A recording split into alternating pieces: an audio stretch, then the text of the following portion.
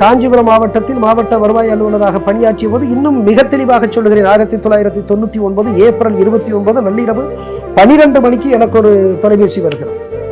இதை போல பழைய சீவரத்துக்கு அருகே பாலாற்றிலே மணலை கடத்துகிறார்கள் என்று சொல்லுகிறார்கள். நான் அப்பொழுது ஒரு இளைஞராக இருந்தேன், மிக துடிப்போடு இருப்பேன். 24 மணி நேரம் இயங்கிக் கொண்டிருக்கக்கூடிய ஒரு சூழல். எனவே நான் காவலர்களை கூட அழைத்து கொள்ளாமல் நானே ஓடுகிறேன். நான், என்னுடைய டஃபேதார், என்னுடைய உதவியாளர் மூவரும் ஓடுகிறோம். போய் ஆற்றில் இறங்கி அவர்களை தடுக்க இருக்கிறோம். அவர்கள் 30-35 பேர் எங்களை தள்ளிவிட்டு குத்தி தாக்குகிறார்கள். நாங்கள் அங்கிருந்து தப்பித்து வர வேண்டியது. என்னுடைய உதவியாளரும் தாக்கப்படுகிறார். அப்படி ஒரு சூழல்.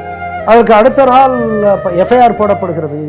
மிக வருத்தத்துக்குரிய ஒன்று என்னவென்று சொன்னால், அந்த தாக்குதலில் ஈடுபட்ட அந்த முதல் குற்றவாளியான அந்த மணல் மாஃபியாவினுடைய அந்த தலைவர் என்று சொல்லக்கூடிய அந்த நபரை கடைசி வரையில் கைதே செய்யும். நான் 1 மாத காலம் போராடுகிறேன்.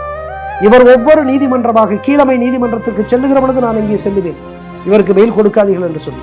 அதற்கு மாவட்ட நீதிமன்றத்திற்கு செல்லுகிற பொழுது நான் செல்லுவேன், இவருக்கு பெயில் கொடுக்காதீர்கள் என்று. ஓடி ஓடி நானே தனிப்பட்ட முறையில் தான் முயற்சி செய்து அவருக்கு பெயில் கொடுப்பதை தடுக்க வேண்டிய உயர் நீதிமன்றத்திற்கு கடைசியாக சென்று அந்த எங்களையே தாக்கிய அந்த மணல் மாஃபியாவுடைய தலைவரை உயர்நீதிமன்றத்திற்கு சென்று அவர் பெயில் வாங்கினார். இதற்கு துணையாக இருந்தது அன்றைக்கு அந்த பகுதியிலே இருக்கக்கூடிய காவல்துறை அலுவலர், டிஎஸ்பி போன்ற.